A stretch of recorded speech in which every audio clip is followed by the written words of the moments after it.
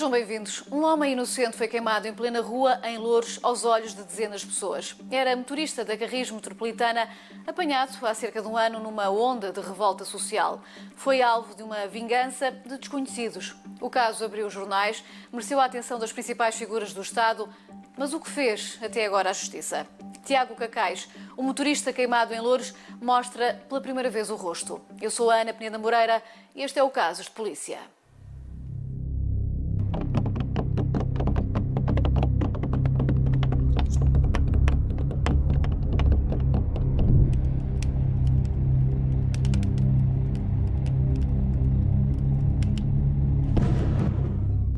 Tiago, já teve a oportunidade de ver as imagens, as múltiplas imagens que foram difundidas daquele dia? Já. Viu imediatamente? Não. Não, porque não me deixavam.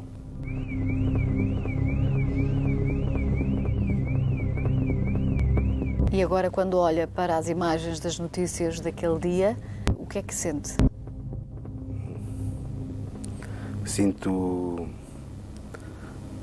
Primeiro sinto uma grande revolta.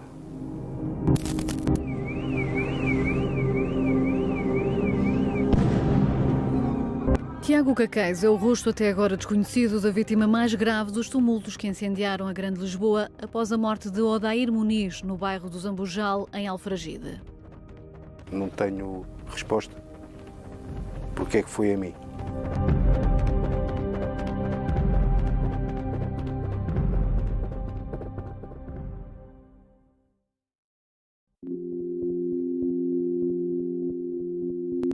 Fazia a mesma carreira há mais de um ano, sem incidentes.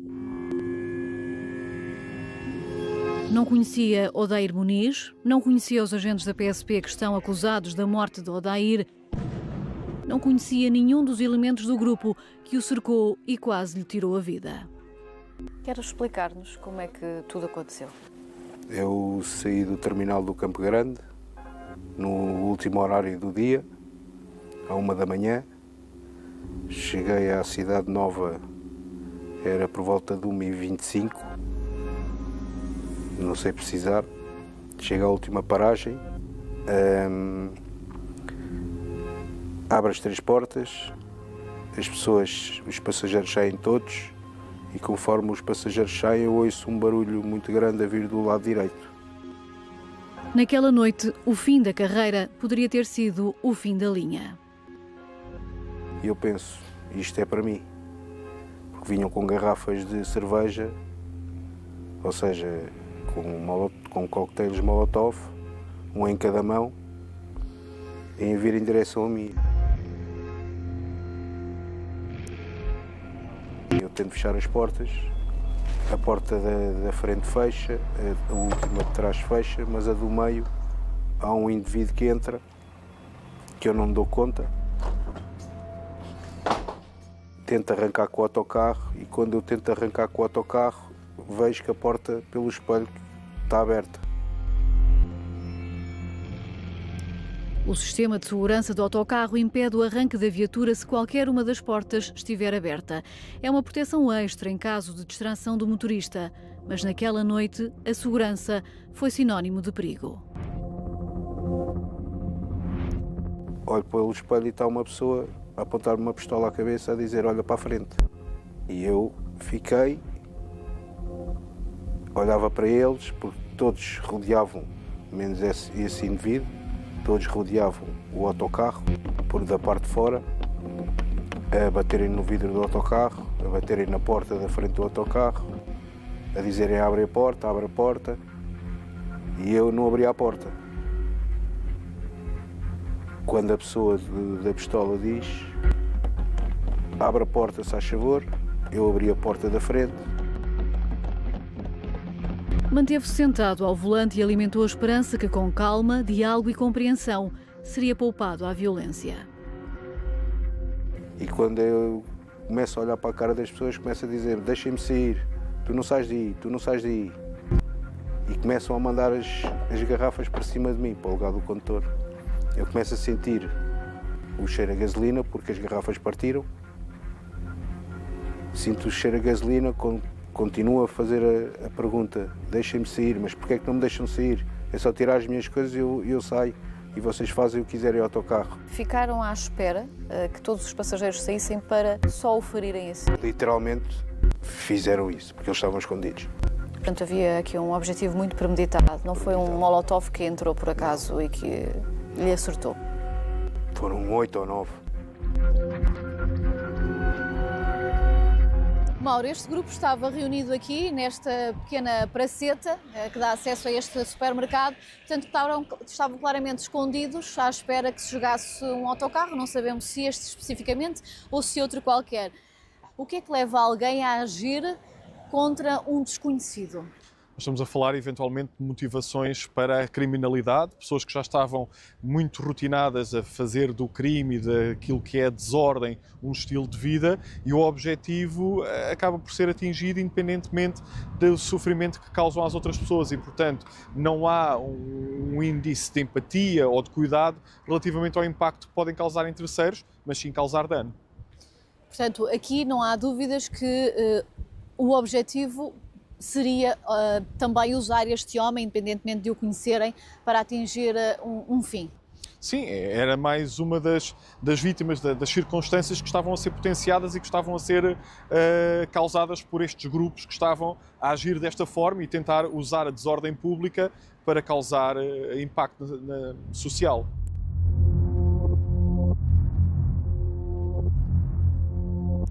Entretanto, eu olho para o chão do autocarro em direção à porta e vejo o líquido a derramar em direção à rua.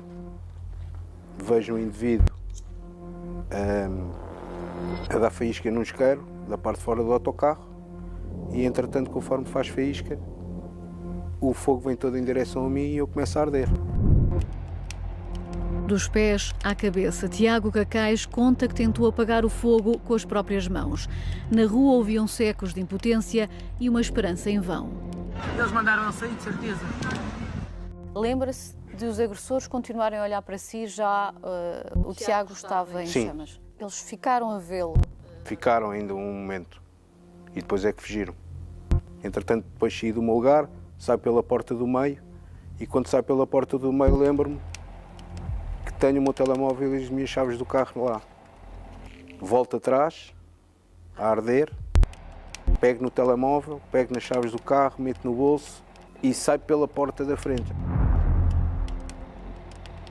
O que é que acontece na nossa mente que naquele momento ainda dá esta, não sei como lhe chamar, discernimento ou coragem ou ainda esta racionalidade de pensar há aqui coisas que eu tenho que levar e que são minhas? Sim.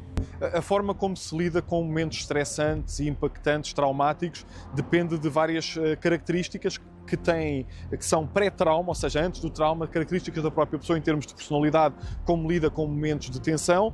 Depois as circunstâncias do próprio momento são também importantes ao nível do discernimento, no momento em que é necessário tomar essa decisão, na tentativa de proteger e de garantir aquilo que são os seus pertences, como forma de dar segurança interna relativamente àquilo que está a acontecer e que é a única coisa que muitas vezes a pessoa consegue controlar. Mas há aqui também no momento quase uma inconsciência do que se está a viver, da gravidade do momento, ou não?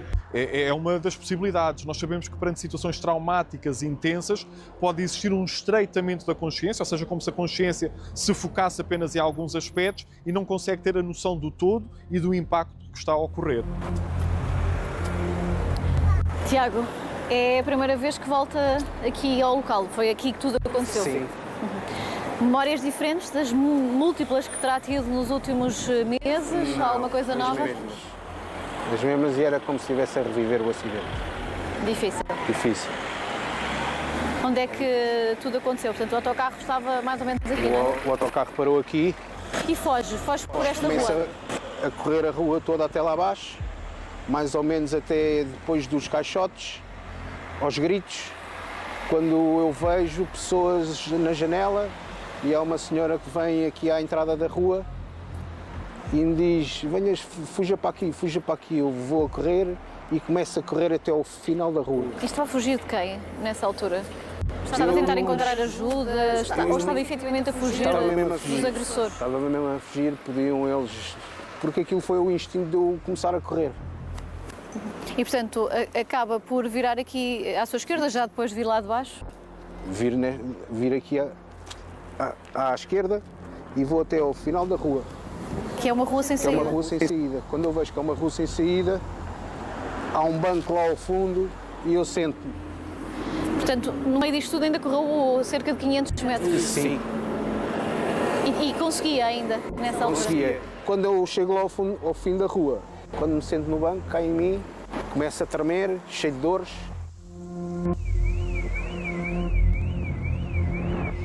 Uma mulher que vivia no bairro tenta ajudar e Tiago pede que ligue para a irmã a quem conta o que aconteceu.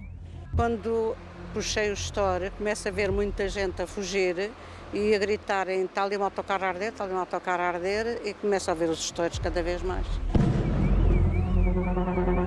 No topo da rua do bairro Cidade Nova, o autocarro transforma-se numa carcaça queimada. Bombeiros, médicos e polícia chegam ao local. E é nessa altura que esta imagem de vídeo amador capta Tiago Cacais a ser encaminhado para a ambulância.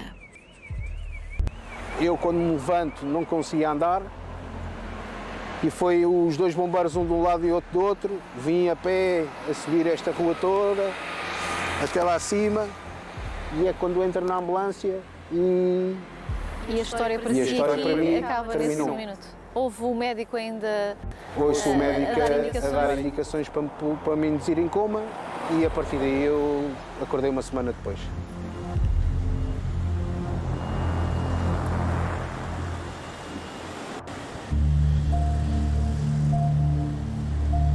Foi levado de imediato para o Hospital Santa Maria, onde foi internado nesta unidade de queimados. Tinha queimaduras de 2º e 3º grau nos pulmões, na cara, nas mãos, pés e nos tornozelos. Eu estava todo ligado, só se via os olhos e a boca. Entretanto, tiveram-me que rapar o cabelo à gilete, porque tinha a cabeça cheia de feridas. Só acordou do coma induzido uma semana depois. E depois, quando acordei do coma, foi o pior porque acordei, a primeira noite não dormi nada. Só via era molotovs e fogo e tive que chamar o psiquiatra. A primeira noite que eu acordei do coma não consegui pregar olho. Via-me todo ligado. Qualquer pessoa que falava comigo eu chorava. E fazia as perguntas aos meus amigos porque falavam por videochamada e pelo vidro. E eu só chorava. Faziam-me perguntas e eu só chorava. Foi um processo muito doloroso também, fisicamente. Fisicamente e psicologicamente. Há alguma hipótese, do ponto de vista psicológico, deste momento deixar de ser um momento de dor para este homem? Sabemos que, mediante a intervenção estruturada, especializada, as respostas, os sintomas tendem a mitigar-se e tendem a resolver-se, mas depende muito das variáveis da própria pessoa, do trauma e do que acontece depois nesta tentativa de retomar a rotina. O que é que pode ajudar a mitigar as consequências deste trauma? Então, em primeiro lugar, tem que existir uma intervenção que seja devidamente estruturada para a condição clínica deste homem, ou seja, é preciso psiquiátrico e psicológico. Exatamente, e perceber se, efetivamente, se estão verificados critérios de uma perturbação de stress pós-traumático, por exemplo, ou se de uma perturbação mais de ansiedade ligada a uma fobia, e, portanto, temos que perceber, do ponto de vista clínico, o que é que está, para depois intervirmos psicologicamente e também do ponto de vista psiquiátrico de forma adequada.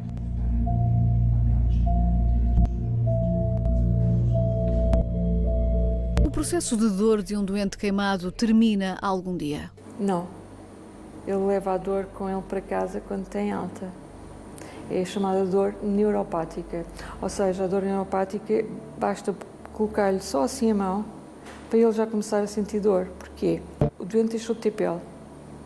Os enxertos é uma forma de promovermos uma nova pele. Mas ao seccionarem-se as fibras musculares terminais, repare, não sei se alguma vez se queimou com água quente ou pôr só assim em cima do vapor. Aquilo dá uma dor lancinante. Agora imagino que é um corpo todo com uma pele que foi reimplantada, digamos assim. É uma dor que fica para a vida. Durante o internamento na unidade de queimados do Hospital Santa Maria, Tiago Cacais recebeu a visita das Ministras da Saúde e da Administração Interna. Fiz uma videochamada com o Primeiro-Ministro. O Presidente da República não foi porque diz que lhe faz muita confusão, que é hipocondríaco, então mas ligou à minha mãe a saber, ligava todos os dias para o hospital a saber, falava com o diretor do hospital. De resto, foi as únicas vezes que eu tive com essas pessoas. E, portanto, esse contacto junto dessas pessoas do poder do Estado fizeram-no crer que teria um tratamento que não cairia no esquecimento? Sim, porque ao fim e ao cabo eu estou a fazer o meu trabalho era para o Estado. Eu sou motorista de transportes públicos. Um mês depois do crime, a Polícia Judiciária desencadeou uma mega operação e vários jovens foram detidos para serem identificados. Como é que foi esse processo? Primeiro identifiquei-os no hospital, na cama do hospital, depois de acordar do corpo, e depois tive uma manhã inteira na judiciária a identificar pessoas. Como é que foi feita essa identificação? Foi pela janela. Primeiro por fotos e depois pelo vidro. Houve essa identificação presencial? Houve, essa houve. Dois homens com 21 e 23 anos, já com cadastro criminal por crimes violentos, foram apontados como autores do ataque. Foram detidos, mas tiveram apenas 2 meses na cadeia. A defesa de Pedro Quadros alegou que o arguido podia provar que à hora do crime estava noutro local.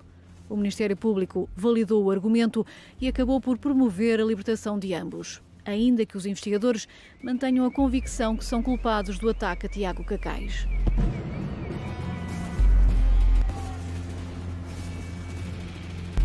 O caso de polícia pediu explicações à Procuradoria-Geral da República, mas a resposta foi lacónica. O inquérito encontra-se em investigação e está sujeito a segredo de justiça. Doutor, o seu cliente diz que não conhece nada sobre este processo. O senhor também não? É uma verdade. Não obstante, já temos requerido em 2 momentos, por 2 requerimentos, com uma distância entre eles de cerca de 1 mês.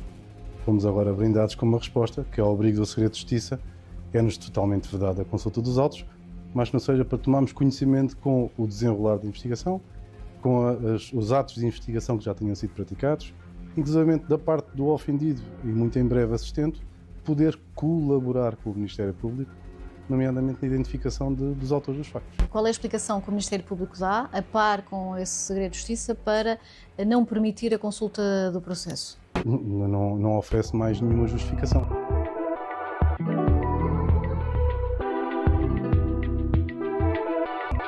Nas redes sociais, depois de sair da prisão, um dos detidos deu voz à defesa da inocência.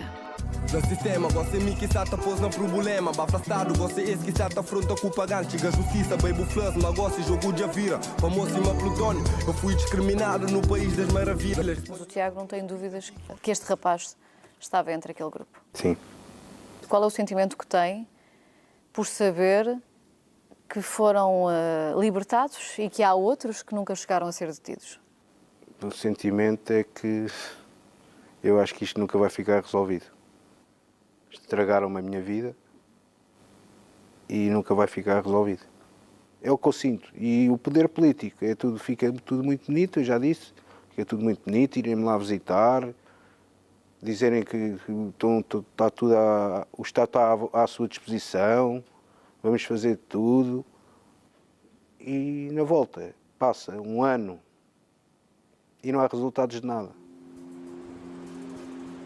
Fontes contactadas pelo caso de polícia confirmam que é uma investigação difícil pela dificuldade em produzir prova. Mas o processo já tem 12 arguidos constituídos, número que bate certo com as memórias de Tiago Cacais. Estão todos em liberdade e sem uma acusação oficial do Ministério Público. Foram detidos 2 indivíduos, que já diz que reconhece como sendo parte daquele grupo. Quantos faltaria ainda de ter? Entre 8 a 10. 8 a 10. Para além dos 2. Portanto, para além estamos dos 2. A falar entre 10 a 12 pessoas na totalidade. Exatamente. Em que eles nesse dia ainda tentaram fazer, depois de me fazerem a mim, tentaram fazer mais um colega meu. Das coisas mais mencionadas pelo Tiago Cacais nesta entrevista é o sentimento de injustiça, nomeadamente depois de ter sido contactado por altas figuras do Estado. isso é algo que pode prejudicar a resolução, digamos assim, deste trauma? Sem dúvida, ou seja, sentir que há impunidade para quem cometeu o crime relativamente à sua integridade física é algo que pode impactar a recuperação e até pode criar uma revolta associada a esse fenómeno que aconteceu e que dificulta o processo de recuperação. Portanto, era muito importante saber que quem cometeu este crime foi condenado. Foi condenado ou que pelo menos reconhecesse o impacto que isto causou na vida de terceiros e tentasse de alguma forma resolver ou atenuar aquilo que foram os efeitos deste comportamento criminoso. Portanto, o sentimento de impunidade neste momento é algo que pesa na dor deste homem. Sem dúvida. Sabemos pela investigação, pela literatura da especialidade, que pessoas que vivenciaram crimes em que há interferência de terceiros, uma natureza humana dolosa, com dolo, que quando não existe essa punição, isto dificulta o processo de recuperação. No regresso ao bairro Cidade Nova, são vários os motoristas da Carris Metropolitana que passam e reconhecem Tiago Cacais. Alguns levam as mãos ao peito. Reparei que passou agora por vários colegas da Carris que lhe levantam a mão, alguns até bastante emocionados de o ver aqui. Sim, porque são colegas que faziam as carreiras comigo e sabem o que é que me aconteceu. Imagina-se voltar aqui a um volante de um autocarro? Não. Já não? Não. Aliás, faz-me confusão estar aqui. Eu recordo-me que eu falei consigo, ainda estava no hospital e na altura dizia-me que queria muito voltar a sentar-se ao volante do autocarro. Mas estando aqui e revivendo tudo o que eu já passei, não quero, de todo, não quero. Não me quero sujeitar outra vez porque a vida deu mais uma oportunidade e eu não vou desperdiçar esta oportunidade.